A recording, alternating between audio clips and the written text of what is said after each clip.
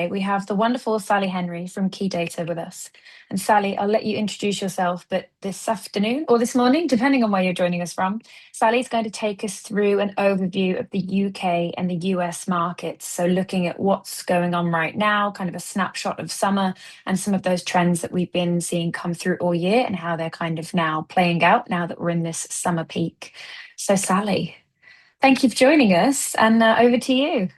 It's an absolute pleasure. Thank you for having me. Yeah, so I'm going to do a whistle-stop tour to try and show you some trends that we're seeing in the UK and the US as well, both quite different markets. But as we approach peak summer, some of the same challenges, I guess, facing property managers and how best to deal with them. So as ever, my contact details are at the end. If we can help you with anything specific, please contact me because I'm going to give you averages here today.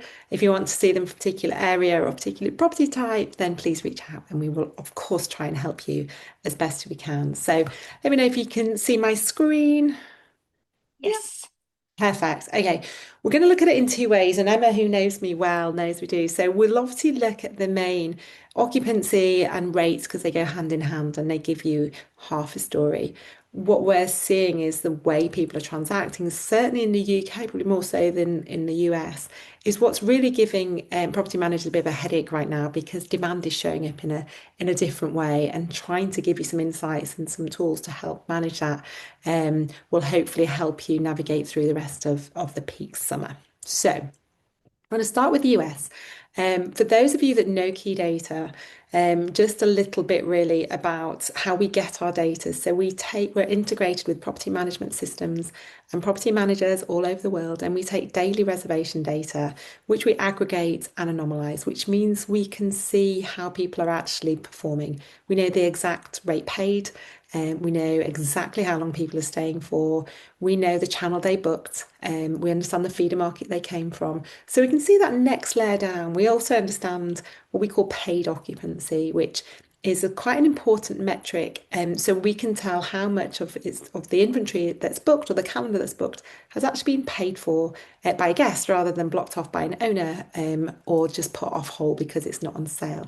So we're trying to give you that next layer of data insights. And every quarter we run what's called a key data index. We have one for the US and one for the UK, which is like a sense check for the industry. How are we doing? And I've just put a quick, so we will, if you follow Key Data or follow me on LinkedIn, we will always put these out. They're totally free and they give you a really good narrative of what we're seeing in the market right now. So Key Data Index report has just come out for the US this week and the UK one comes out on Monday. So it's really looking at sort of the year so far and what's looking pacing ahead.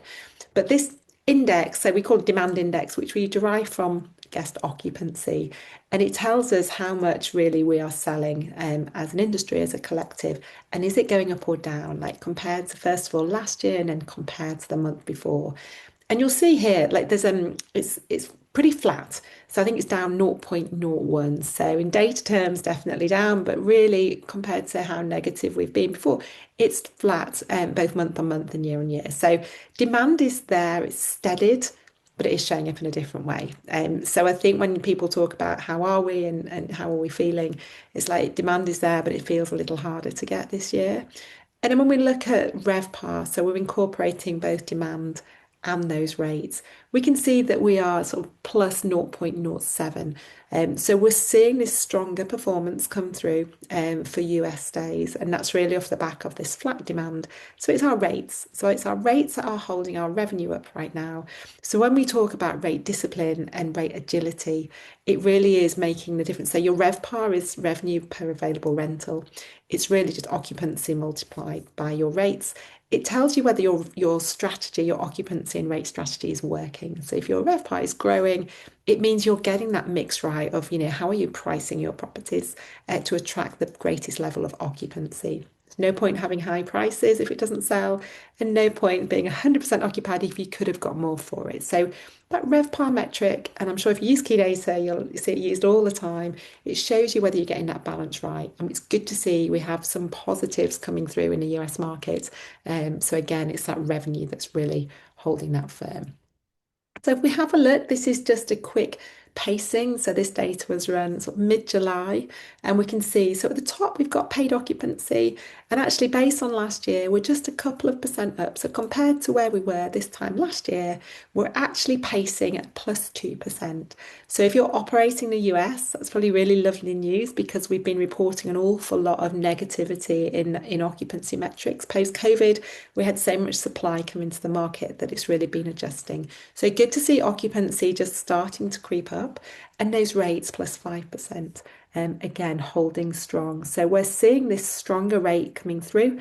And that means we've got that positive RevPAR. So when we combine the two, sometimes one outweighs the other, but right now we're seeing a plus 7% for RevPAR. So hopefully you're feeling that all your hard work and navigation is paying off with some reward with your revenue. And then we're going to work through and see how best we help you navigate some of this later demand that we can see coming through. So if we break this down into quarters, so quarter one, Jan, Feb, March, and then April, May, June, we're currently in Q3, so July, August, September, often the highest revenue, and then Q4 right at the end of the year, October, November, December. So what you can see here, if we look at paid occupancy at the start, it's pretty flat. I use that word an awful lot. I think marginally looking at the days plus one, but 33% versus 33%. We finished up about the same place as we were in 2025, and Q1's done.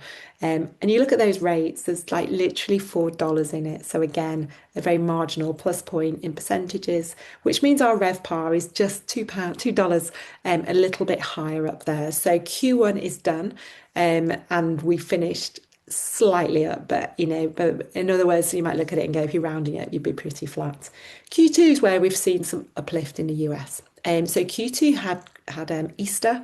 Certainly in the UK, we saw Easter was a flop, but in the US, it has commanded these better rates and better occupancy. So just 1 percentage point occupied in Q2. We pushed those rates 6% higher, so we managed to capture that sort of uplift in demand, which means an 8% positive in that RevPAR growth. So a really strong Q2. And when I show you Q2 for the UK, you'll realise actually that is, that's outperforming other parts around the world. So effectively a strong Q2. And now as we head into Q3, that occupancy or that demand, we saw it in the index, is flat. So at 29% versus 29% occupied so far. But we're pushing those rates. So that means we're going to end up with that positive RevPAR. My biggest call out would be to make sure if you're holding your rates that you know that you are priced sensitively for your particular market as well. If you can command those rates, do. Also, some of those shorter lengths of stay can command some of those higher daily rates as well. So again, all to which, but a positive picture as we're heading through the summer. And then looking at Q4, we can see again demand is coming late, only 6% occupied at the moment for Q4. But those rates are holding strong. So we're seeing that positive RevPAR. So again, that rate discipline really coming in, and it's really working as a strategy because we can see that positive RevPAR coming through. If we just look at arrivals across the year, so you can see at the bottom, it's I think it's every 2 weeks it's arriving. The solid line is this year and the dotted line is last year. So you can see there are some peaks around Easter where effectively outperformed the year before. We often see that. It depends how Easter shifts. Last year Easter was late. It was 2 weeks earlier this year, and it can play in or out of a season. I think next year it's even earlier, so it's going to be, it falls into March, I think. So it's going to end up being how can you fit between a Q1 and Q2 recognition of when those bookings are coming in. But what we can see here is at the moment, the end of summer, we're just falling a little below in that demand. So we saw stronger demand around, we saw that in Q2, but in the summer, I'd be keeping an eye on that late July as we head into August. It's at best flat. This is our peak revenue time. So again, understanding how that works for you and your area and your properties. This is just like a pacing. It changes so quickly. So every week we'll look at it and it will have changed again. So we're looking good at the moment for the end of September. We're pacing ahead, but this sort of very peak summer weeks, we're hoping that late demand comes through. Then we look at this for rates, and again, that's solid line is this year, the dotted line last year. And we can see really throughout summer, we're seeing these higher daily rates right the way through, so commanding that rate strength as we navigate through the rest of the year. We can see here right at the end of August, Just something to keep an eye on whether rates are dropping below where we were last year. So that's our rates, which means our corresponding RevPAR is in the main, it's positive. So that solid line is above that dotted line as we go through. Obviously, the shuffle around for Easter, but we can see those rates once again, a little bit like we saw in the index report. Those rates are keeping our revenue above water. So again, all that hard work you do, I'm sure, on changing your rates and making sure you're competitive and not just dropping them as the market gets later is really paying off. And just quickly, it's really interesting actually, length of stay and booking windows. So again, by quarter. So you can see the length of stay in Q1 was pretty ideal, like five days exactly. In Q2, 4.3 days, Q3, 4.7. It's only Q4 where we're seeing a slight drop really in the length of stay by zero point 0.3 of a day. We may well see this evolve, seeing how particularly Thanksgiving and Christmas plays out. But again, pretty flat. So we're not quite seeing, we've been seeing and monitoring length of stay come down and get shorter across the years, but we seem to have stabilized in the US. And again, looking at the average booking window, again, we're seeing some really similar habits as an average. So 49 days to 48 is literally a day in it. The same for Q2 arrivals, 58. And then we're just a little longer right now for summer. So we managed to bank some early summer. Even Q4 is pacing the same. So again, the averages can hide some of the pain points, but I don't think it's hiding it as much as it is when we look at the UK. So what we do know is that 1 in 5, 1 in 4 bookings are going to come in the last 7 days. So how you respond to that and how you pick that up and react to that is really where I'd be dialed in for this summer. So, over the next 5, 6 weeks of arrivals, how can you really take advantage of those? And then we look at the channels, like the other part of the jigsaw. In the US, Airbnb accounts for nearly 50% of guest check-ins in Q2. So almost 1 in 2 bookings for Q2 arrivals in the US were brought in by Airbnb, who gained market share, so gained almost 2.5% at the expense of direct. And this is something we are continuing to see across the world. We're seeing certainly Airbnb and booking in other parts of the world gaining that share at the expense of direct. It's a common conversation that we're having.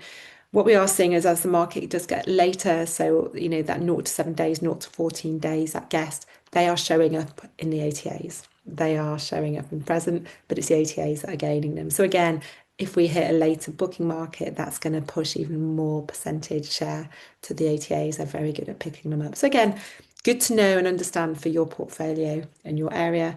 And as ever, not all channels were created equally. They bring in a different type of booking guest. So if you look at the average rates paid, direct commands the highest, Verbo not far behind. But then if you look at Airbnb, next, and then booking, right, the lowest rates. The one probably to look out for is how long are they staying? So booking's the shortest, Airbnb the next shortest. So in terms of duration, who are they going to be bringing you when they're booking late? They're going to be bringing you someone that pays a little lower rate, that are spending less time, and they're booking super late. So Airbnb is the shortest booking window at 40 days. We know they're very good at even delivering same day arrivals. So if you're using the channels heavily, understand that the type of booker they're going to be bringing in for your portfolio to be booking, they're going to be behaving a little bit differently to your direct channels. And being able to service both is where we should be helping you think about approaching your strategy.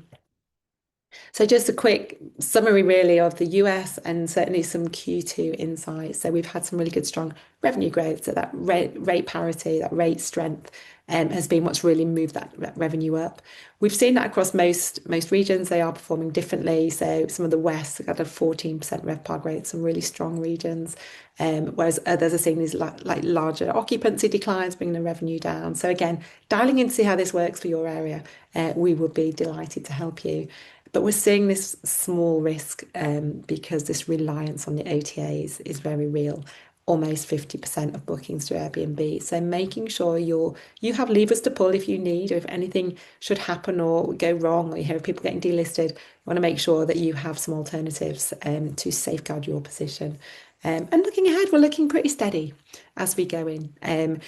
We're not going into it now. We are seeing less US travel overseas right now, if we look at all the airline data. So I think there's an opportunity if you're in the US to grab more of a domestic market. And we are seeing more people traveling from Europe to the US. I know we've had the World Cup, but equally there may be some opportunity there to try and get in that international traveller as well. So some good headwinds as we head in for the US market. And now we move to the UK. So a similar, let's look at that revenue and demand index from the key data index report.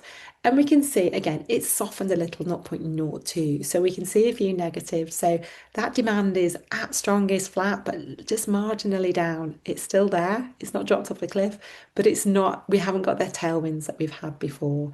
However, we're seeing that again, as we saw in the US, that it is our stronger pricing that is helping keep that revenue stable. So we're pretty flat in revenue. So we've got slightly down in the demand, slightly higher in the pricing, which means our revenue is pretty flat as we close out Q2 and look back there. So always a good sense check. I really recommend it as something to read because it has a lot of narrative. So it's something you can share with your owners or just share with peers. It kind of gives you a good base to start to see how you're feeling and how you compare against what we're seeing across. So the biggest question I was asked, as soon as we hit all the geopolitical headlines, it's something that we often see in the UK is have we had a staycation boom? And I probably get more calls about this than anything else because I think people are worried that they've missed the staycation boom and that they need to catch up. And I think the strongest answer is no. We have not seen a huge surge in domestic travel for the UK due to the geopolitical headlines, which has happened in the past. What we can do is say we can see there's been 0.3% more bookings in the UK since the start of January than there has been since across 2025. So I would not call that a boom. It is slightly up, but it is certainly not a boom. But what we can see here on we've got we had a strong start and then we dipped down in February, but these geopolitical headlines that hit in March that it's all the impacts on both travel disruption and the cost of living impact meant that we had a poor run up to Easter and then the pre-Easter was a whitewash. So whereas we were looking at the US, which had a strong Easter, we didn't enjoy the same in the UK. But we can see we had some boom. So before half term, we saw this real uplift and we've started to see it come back again. The good weather, hopefully helping aid some of that domestic tourism. But effectively, we haven't had a big boom. What we're seeing is rolling demand, and it's showing up late, but it's still showing up. So how you're best phased to grab that demand is where we need to help you. So we can see a little bit like the US, we're pacing -1%, so a little softer. We can see that we dropped down again. That solid line is this year, and the dotted line is last year. So we can see we lost a couple of percentage points across Easter, which we've not really made up. We're looking a little softer as well for September.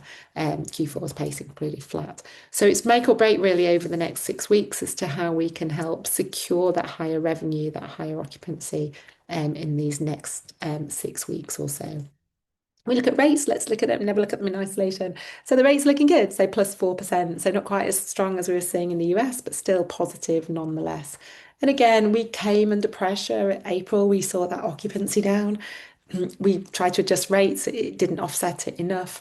But we are seeing consistently high rates, that solid line, right the way through to the rest of the end of the year. So again, keeping that rate discipline, bearing in mind how to price for some of those shorter durations to hold your daily rate strong, it would be something I'd be recommending strongly right now. Because the way people are travelling is changing quite significantly in the UK. So what we're looking here is how long are people staying and how far in advance are they booking for the UK? So over the years, you can see we have found like the 1 to 2 days has gone up from 16% of all bookings to 18% up to 20%. So that's just 1 or 2 days. And it's at the cost of those traditional 7 nights. So 7 nights gone from 37%, 35 down to 32%. And what we can see is currently we are looking at pacing about 2% down on that. So once we look at the year end, we'll see that that trend has continued. And when we look at the booking window, we see that 21% booking to arrive within 7 days, and that's grown 5 percentage points across 3 years. So it's a trend we're really seeing. And that's at the expense of the 60 to 180 days, so that like 2 months to 6 months where we secure that really good booker, that's declining. So how do you manage that? And we have an average booking window of about 100, just over 100 days. But that hides the fact that we've got this real bimodal booker. So we've got the person booking early that you want to secure because they stay longer and they spend more and they book in advance and you've secured them, versus a very late booker that is still coming to the market and showing it very late. Emma, you termed them last minute Larry, and an awful lot of people resonate with last minute Larry. How do you manage both, right? As property manager, you have enough to do, but there are different personas of guests that we need to help you understand what yours are for your business and how you need to treat them differently because they are different animals sitting in the same product, sleeping in the same bed, but behaving very differently in how they get to your properties. I wanted to mention cancellations. An awful lot of chat with our property managers. We can't ignore it. Cancellations are on the increase. Effectively, you can see here. So in 2024, 3.8% of all bookings were cancelled. 2025, that had gone up to 4.22. In Q1 26, it was at 4.36. So that yellow line was where it was in 2025. So it's grown. And in Q2, we saw almost 7% of bookings cancelled, which is really high. Now, I spoke to a client this morning and he was using booking.com and he said 50% of his bookings had cancelled through booking. Now, it wasn't a huge portfolio, but it's a real problem that I think we need to try and help give you some tools to understand how to do this. So if you're looking at here, only 42% rebooked if they were booked outside of 30 days. So not even half are rebooking. So choosing the right cancellation policy is really important. If they were cancelled within 4 days, only 8% has had chance to rebook. And I imagine if that's a large property, your chances are really slim because people are normally booking those large properties further in advance. So I think all channels saw an increase in cancellations. Booking.com by far outweighed the other channels in terms of their cancellation rates. They make it very easy for cancellations if you're booking as a client with Booking.com. So not a huge surprise, but it's something we need to try and help you understand for yours. Talking of the ATAs, we can see here, so very different actually to the US. So we can see here that direct is 55% of all bookings for Q2 arrivals, Airbnb 16%, Booking.com 20%. If you remember in the US, Airbnb was nearly 50%. So very different across different geographies, but the trends are the same. So Booking.com and Airbnb gaining share at the expense of direct bookings. And we saw that direct lost over 5 percentage points the previous year. This is a continuation of a trend that we're seeing. And as with the US, the different ATAs have a very different booking profile. So you can see here, Verbo actually commands the highest ADR of all the channels if we're looking at these, the longest length of stay from direct. But once again, this average booking window from Airbnb and Booking is the shortest and the average length of stay shorter. So once again, I'm not sure if it's chicken and egg. As we're going into a later market, the OTAs or Booking.com and Booking and Airbnb are gaining more share, but that means their average booking is coming down as well. So they're the guest trends that are feeding into your portfolio. So by all means, if you're not on the OTAs and you want to capture the late market, they are perfectly well placed to do so. But if you're relying really heavily on the OTAs, understand that it's going to bring your booker later and later and probably staying for shorter durations. So please price that accordingly. Just a quick look at the summer. How are we doing? Is there anything different that we can see in the summer? So arrivals from mid-July through to that first weekend in September. And the same trend continues. So we can see occupancy sat around 45%, up 0.2, so slightly better than flat, so better than the -1. So, this is peak revenue time. But again, those rates, so plus 4.6. So we're seeing this continued trend of the rates are holding firm, but effectively the occupancy is at best flat, marginally up here. So RevPAR is up. Focus on some positives. RevPAR is positive. That strategy is working. Length of stay is down a little, as we're seeing. And I know, Emma, we've talked about this at length. Owner nights are strong. So owner nights and holds, inventory that's not even available to sell, we understand what that is in key data, is over 20% across most regions. So something we need to talk about and understand because that's your peak inventory weeks that are there. If we look at how this is across paid occupancy, this is a weekly view, and we can see we're a little stronger for the end of July. We finished up a little, but we're a little softer. So if I was looking at this now, I'd be like, okay, third week in August is a little bit below par from where we were last year. But we're virtually like 0.2 the same. Our rates are consistently higher. So do those rates need to come down a little to balance, or are we okay accepting that slightly lower occupancy because our RevPAR is positive, so that strategy is working. Just for fun, we looked at where's the most occupied region for the summer arrivals. The Lake District wins. I was surprised. Then Northumberland and then Cornwall. And then who's commanding the highest daily rate? The Cotswolds coming in at £295 a night. Then Cornwall at 258 and then Devon at 236. Now it all tells a different story. Look at Cornwall's got the longest length of stay. Like they're all different dynamics, but understanding this for your region and how you are showing up against your local region is where we need to start to get to the nitty-gritty of what's what. These are just giving you some real themes. So occupancy at best flat across the board, really, UK and it's fair to say US, with rates holding strong, which are pushing RevPAR up. So it just feels that all the managers that we speak to are finding it harder to navigate, even though we're ending up with the same occupancy percentage because of this traveller changing behaviour. Like they're showing up late, they're not deciding. When they do, they're coming through or they're cancelling more prevalently. So property managers are having to resell and deal with the late guests and operationally set themselves up to handle this late guest. So it's a different dynamic that is changing. So if we can help you get a handle on some of this data to allow you to operationally execute what is going to be needed over the next, the next few weeks, then please get in touch as my email address there. We can certainly help you understand that. And also, all the calls we're having now is yes, you've got to navigate the summer, but please see what lessons have been learned from this year. We have Easter coming earlier. How do we plan? How do we get that earlier bucket to try and secure it?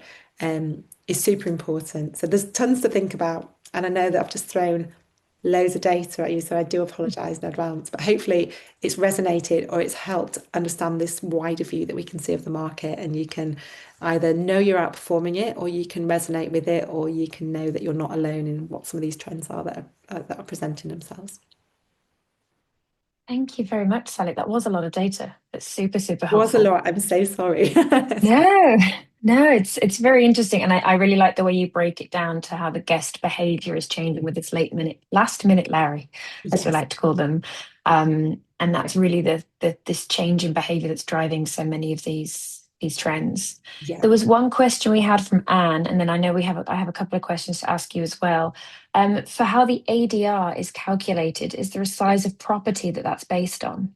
No, so it's literally the average daily rate is the total rent charge divided by the number of nights. And within our portfolio, you would be filtering this to show me my one beds, show me my two beds, show me my three beds. So these are just the averages right now. But yeah, it's really important to understand how this stacks up against the different bedroom types. If I had longer, Anne, I would go through it all. Mhm. So the data's in there. There's so many different ways you can look at the data. So Mm, you can dissect it by bedroom type, you can dissect it by length of stay. There's all different types. And that's a really good question. It's a really important one to understand. lovely. Well, okay, I have some quick fire questions that we asked around for. And if anyone else has listened now and does have a question, please ask away. We'll also have another bit of a Q&A right at the end. So this is your interim moment to think of your questions. But Sally, a couple from what we were chatting about earlier. So what is the kind of one or two key things that people can do right now to make the most of summer? Because we're kind of in it already. We're in it. I think understand how people are showing up for your properties. I would be recommending having the shorter durations on sale because we see these shares shift. I'm really sad. I look at the data every day or two. I can look at the market data and see what's happening. So as we get closer to arrival, people are looking for shorter durations. They're looking for smaller property sizes, and they tend to book through the OTAs. We see this channel gaining share. So that type of person that's probably left it a little later, probably time poor. They're going on a platform to go, we want to go somewhere, let's just find something. They're not necessarily organized to have booked a full week off work. So I would be suggesting that you price for your short breaks as something that you're happy with that covers your operational cost. Don't be afraid of price. It's not always a race to the bottom.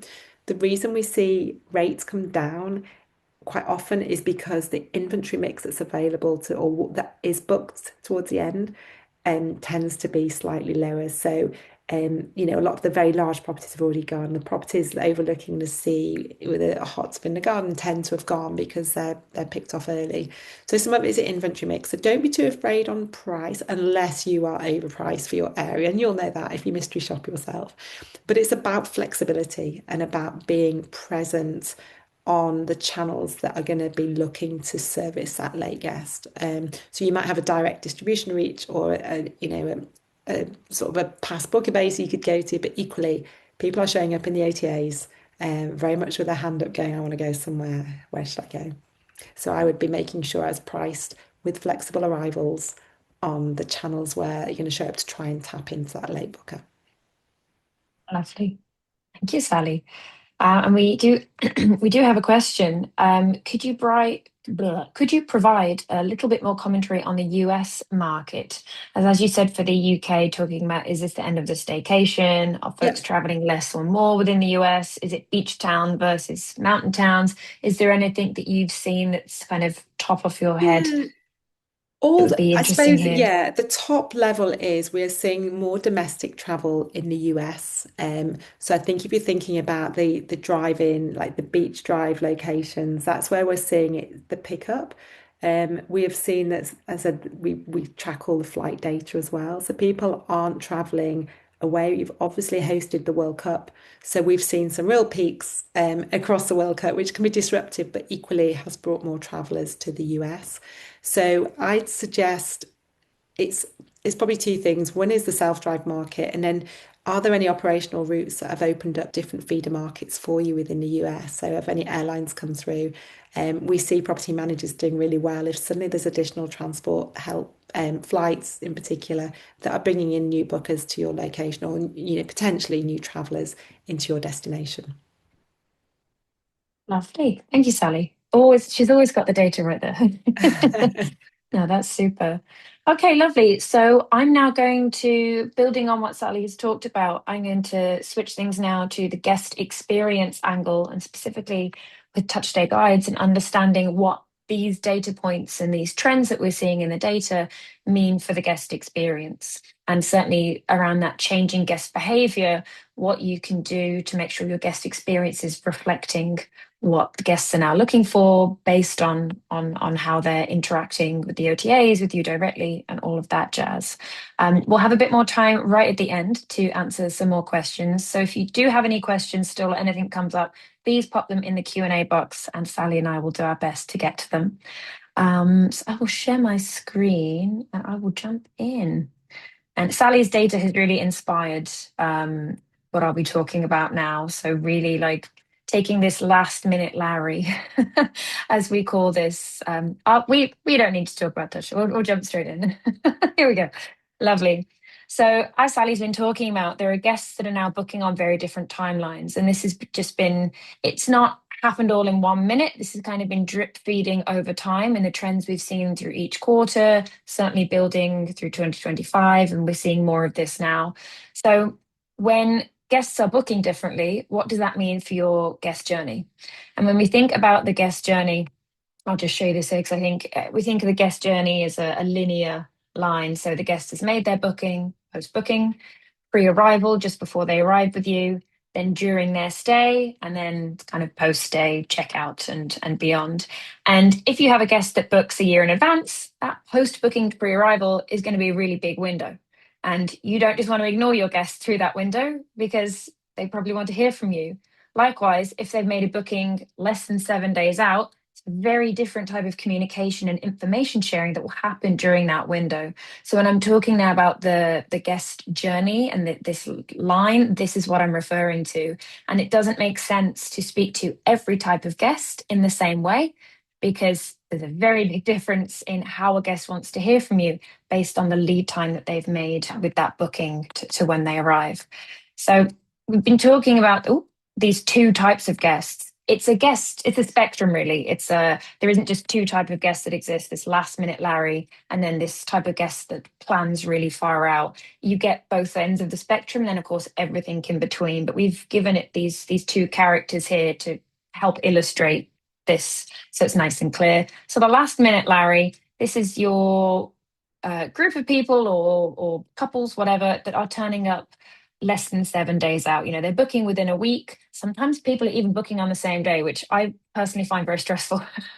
I would not be booking a holiday the day before, but you do you, folks. Everyone lives differently.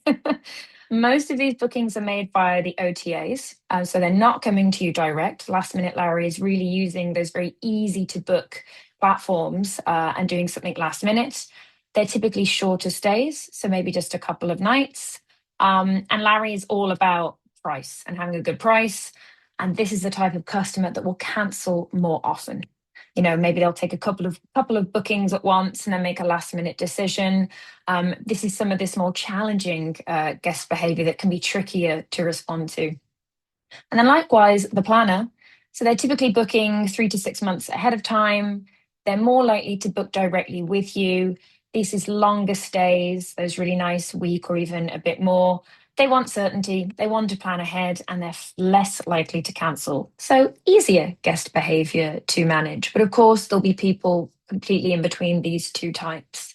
But I think breaking it down this way can give you some really clear actions to take, and should make it easier to think, oh, well, how am I managing my guest communication and my information sharing to make sure that guests are getting a tailored approach and not just information that isn't relevant to the experience that they're having. So these are the 4 stages we've gone through. So when we're thinking about our friend Larry, women can be Larrys too. I won't be nothing gendered here. It's just a fun name. So people that book more last minute, when we're thinking about that post-booking window, there really is very little time for them before arrival. So you really need to focus on sharing essential information, the address, check-in information, any access things that need to be shared if there's parking, and of course, the very important Wi-Fi code. And then on pre arrival, this type of guest probably hasn't spent much time learning about your property, learning about the area. So they're going to want to be able to self serve. So they're probably not going to log back into Airbnb or if they've booked there, or we all know the interface on booking.com can be a bit of a nightmare for the guests. So they don't really want to be faffing around and scrolling for things. Whatever you can do to get the information directly in front of them and make it easy for them to find what they need using a touch stay guide is the really nice approach here. This type of guest does not want to be scrambling through emails or getting loads of notifications from booking.com. It's a bit of not the nicest guest experience. The key stage here is during the stay. So when you're thinking about this late booking customer and how you can most appropriately communicate with them, the best time to really be sharing this key information is during their stay. So because there wasn't much time for them to plan ahead, they'll have more questions coming up whilst they're at your property. So number one, they're going to want the ability to self-serve. So they want to have a place they can go to look for the information that they want. Can they make a booking at a local restaurant? Is there a special way they can get down to the beach because they can't find the footpath on Google? Like all these little things that are very relevant to your property, to your area. If they can self serve and find these answers, great. And making sure this kind of information is accessible and easy to find for the guest during the stay. This is super important. And this is what gets you those 5-star reviews. Anything else can leave guests a little bit frustrated, can mean they're calling you at inappropriate times, and it's not good for you, it's not good for the guests. So this is the period of the guest stay when we really want to make sure that they feel taken care of. And then post stay, they checked in super easy, they want to check out super easy as well. So making it easy if they want to get a late checkout, making it very clear what the checkout instructions are, and of course, leaving opportunities for them to stay in touch and leave you a review. And I'll come to some ways that TouchStay make that easy in a moment. I will, if you've been on a webinar with me before, you know I love a QR code, so I will be mentioning ways you can use the humble QR code to help you. Super. So then when it comes to our last minute Larrys, it's all about speed and making things frictionless and easy. They want everything to be just a couple of taps away on their phone from the moment they book. You really don't have time to drip feed information to this type of guest. You've got to think about what the key things are that they need to know, make it easy for them to find. and just remove as much friction and, keep things nice and simple and pared back. You have far less time to leave a good impression with this type of guest. So you've got to think quite carefully about, okay, how can I give them the information that they need that's there and available to them? And Touch Day is, of course, here to the rescue, which I'll get to in a moment. But then the planner. So thinking about a guest that has booked much more in advance. When we're thinking about the guest journey here, it's that post booking window that is the most important. If a guest is booked months out, they want to start planning, start dreaming, and start building expectation for their holiday because they're coming on a trip. They've probably done a lot of research, and that's part of the enjoyment for this guest. They enjoy the planning. And if this is for a large group or a family trip, the planning and the dreaming and the building anticipation, this is even more important. So, this is your window to really connect with this guest. And one of the great benefits of drip feeding information to the guest at this stage and giving them lots of great ideas and recommendations is you're protecting yourself against cancellations. The more you connect with a guest and get them to love your brand, love your property before they've even arrived, they're far less likely to cancel. So, this is quite strategic as well. And this is good to do when you're thinking about any guests, whether they booked 3 months out or even just a couple of weeks. You want to really battle those cancellations. So, really getting the guest to connect with you as soon as you can post booking is kind of a secret weapon here. So then pre-arrival, they want to do, they want to have very high level of confidence, knowing how they're going to be able to check in. They want to know about the places they need to book ahead, the days out that would need reserving. So for them, the planning and having everything confirmed is all part of the experience. So it's really important to let guests know about the type of upsells that you offer. It's important to let them know about the different things they can add on to their trip, whether these are things within the property that they can book and organize or things in the local area.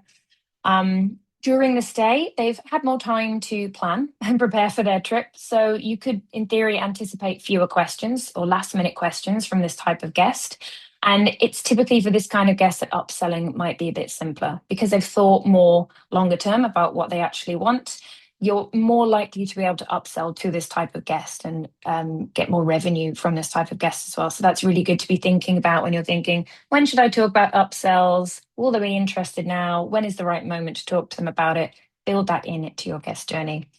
And then post stay, this is the kind of guest that is more likely to book again and, of course, book directly. So make sure you get this guest on your mailing list, and I'll give you a nice hack to doing that in a moment. So that's kind of the two key differences there. And it probably seems quite simple. Yes, if you've got a guest with a really big booking window, that is your moment to engage with them. If the booking window is really small, it's during this day that you really have to make that connection with your guest. And if you're hoping to get more direct bookings and have guests come and book directly with you on their second stay, your guest communication and the information that you share with them is critical to being able to secure that. Ooh. Oh, sorry, my slides are being a bit funny. I'm at my parents' house, the Wi-Fi isn't great. So when we're thinking about the planner guest, it's all about expectation building. So sharing the right information with them, but keep drip feeding that information over time. So you've got that anticipation building. Share those recommendations that are special, that can't be found on Google, that can't just be asked to an AI bot. The things that people come to your area and come back time and time again for. These are the things you want to share with this kind of guest. And use your guest communication flow, whether you're using Touch Day to manage your guest communication, whether you have different types of software that you're using, or whether that's through your PMS. Make sure you're drip feeding and sharing the right information at the right time. And as I said before, this can really help reduce the chance of getting those cancellations. And then, regardless of where your guests fall on the guest spectrum, whether they're an early booker or a late booker or anywhere in between, it really is the quality of the information that you share that matters now more than ever.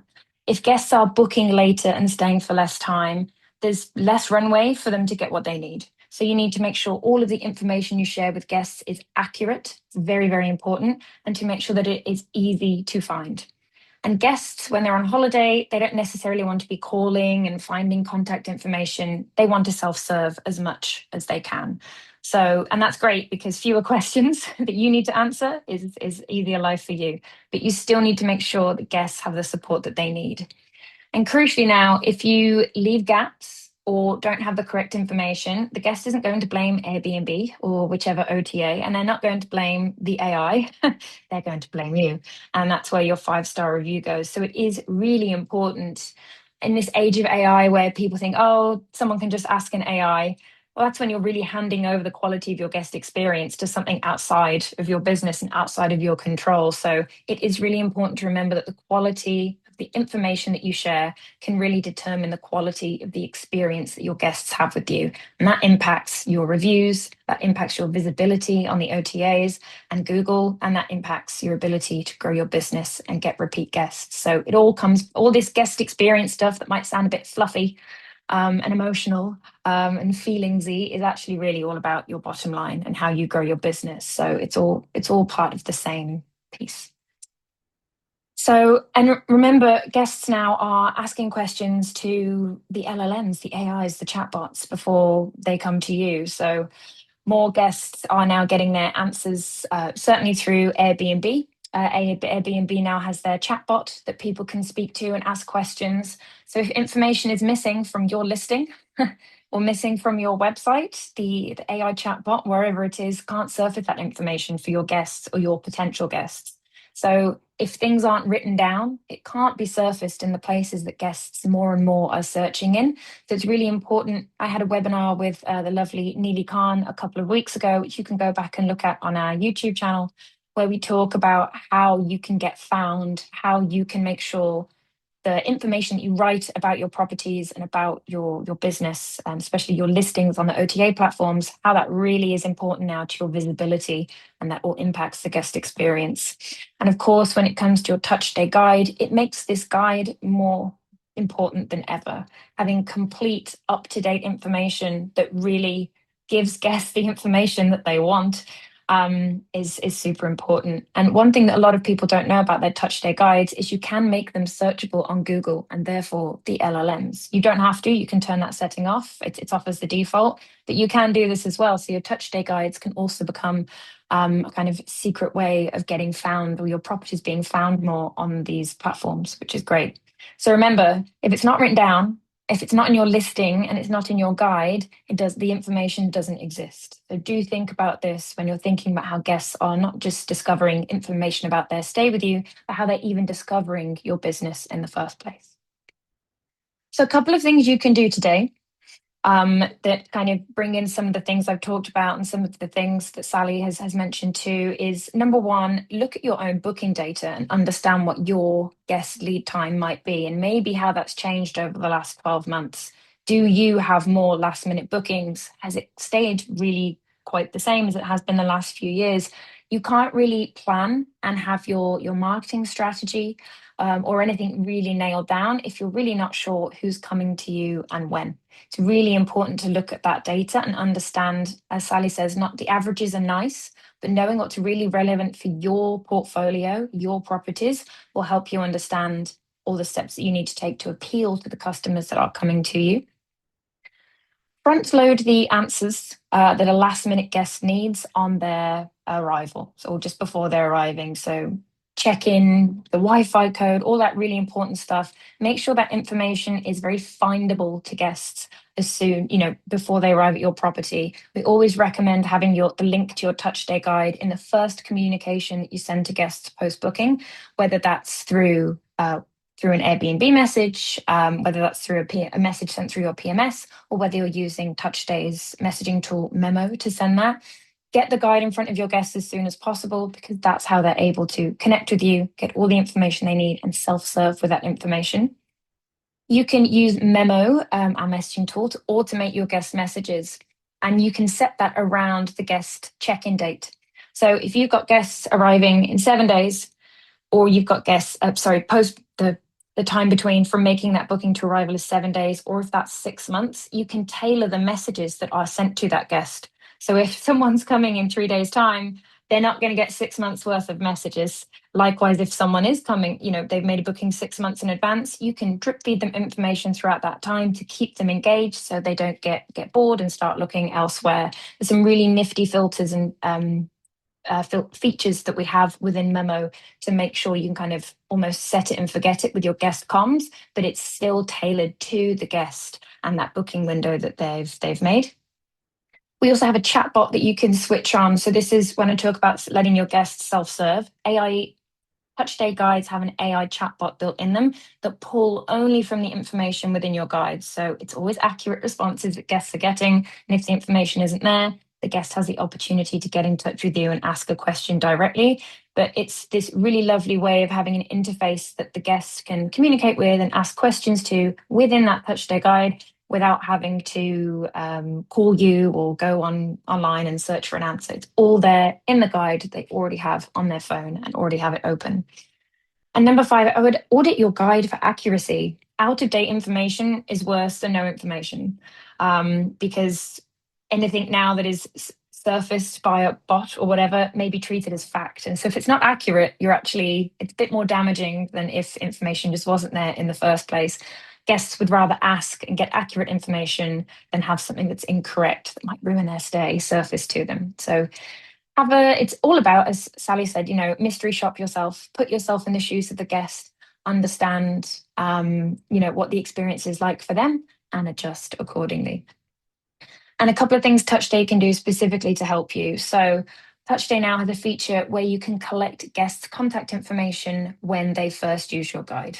And we now know, of course, that it's harder than ever to get contact details of guests for many, many reasons. Thank you, Airbnb. So if you want to get the guest's email address, and this is policy compliant, this is completely compliant with Airbnb's policies, you're able to capture the guest information, store it all within TouchDay. We have a really cool CRM as well now.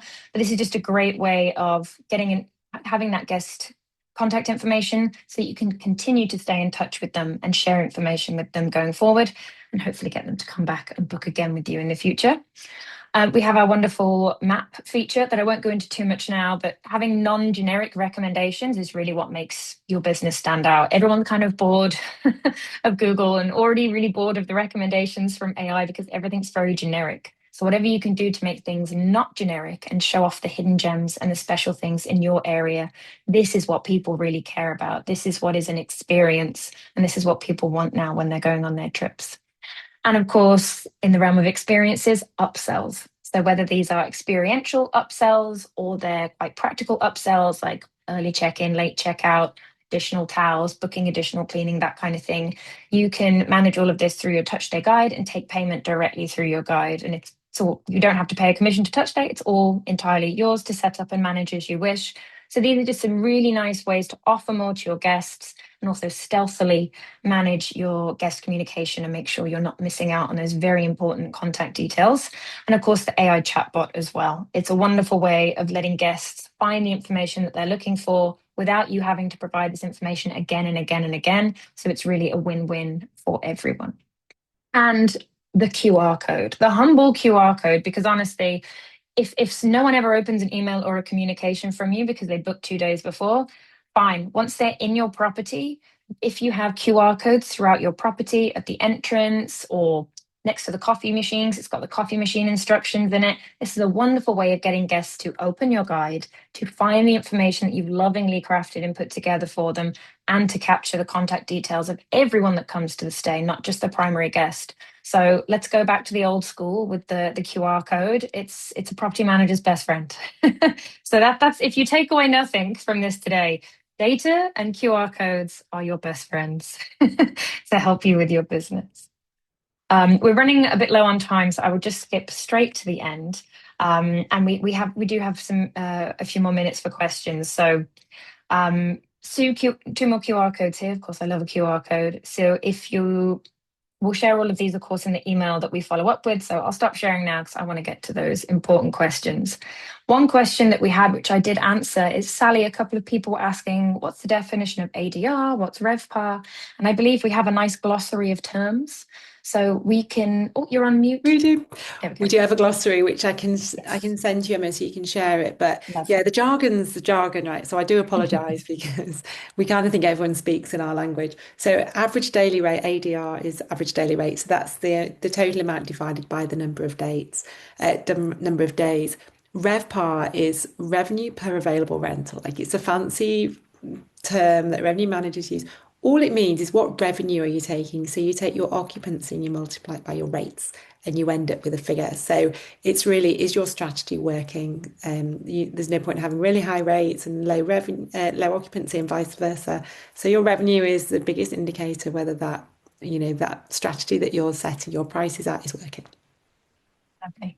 Thank you, Sally. Yes, we will share that with everyone when we follow up with the recording of this, with the slides and with that glossary as well. So a few more questions. Anne, again, another jargon question. Very good point, Anne. She said, what is an LLM? An LLM is a large language model. So ChatGPT, Claude, Gemini, all of these AI tools, they are LLMs, large language models.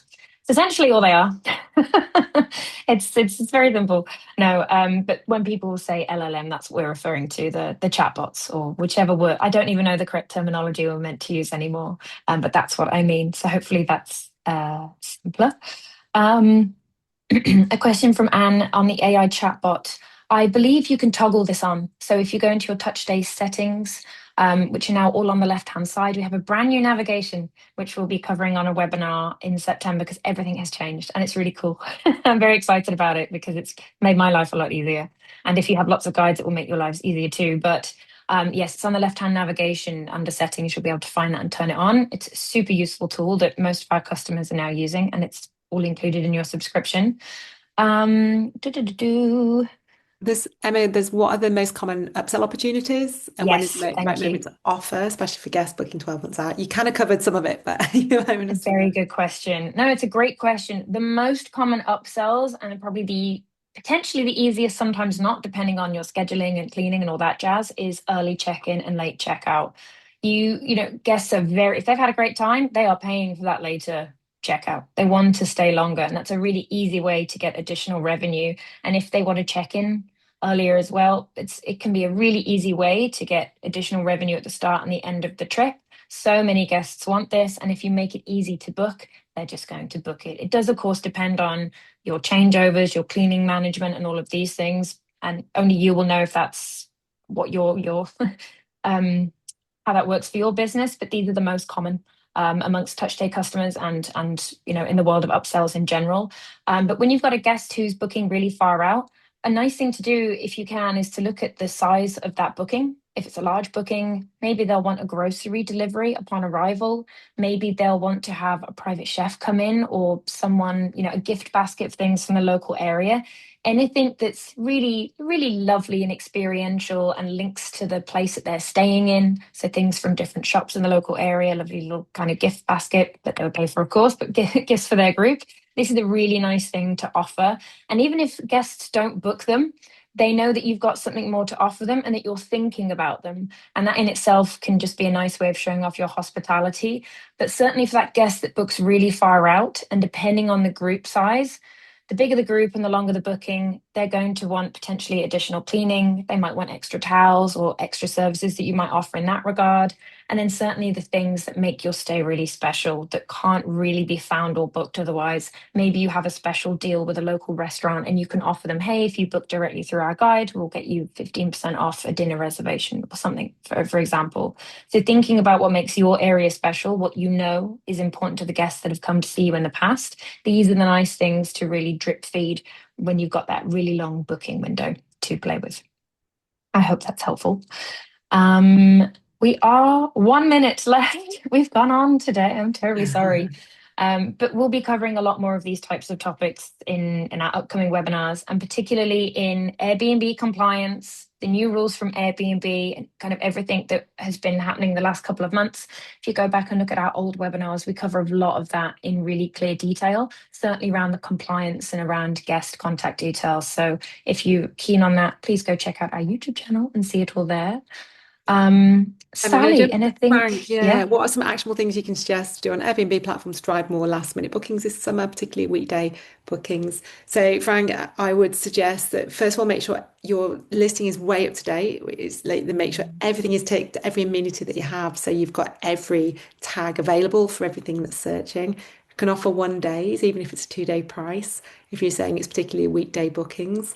I would be making sure that you have priced yourself. So 1 day, 2 days, 3 days, as well. So, and add mystery shop yourself. Who's coming up and why are they coming up? Like, what are they offering that you can maybe learn from? So, I get my mum to do some searches and I get my kids to do some searches, like the full spectrum, because everyone works quite differently. And obviously, go into that app and use that app and see what comes up when you do that app versus desktop.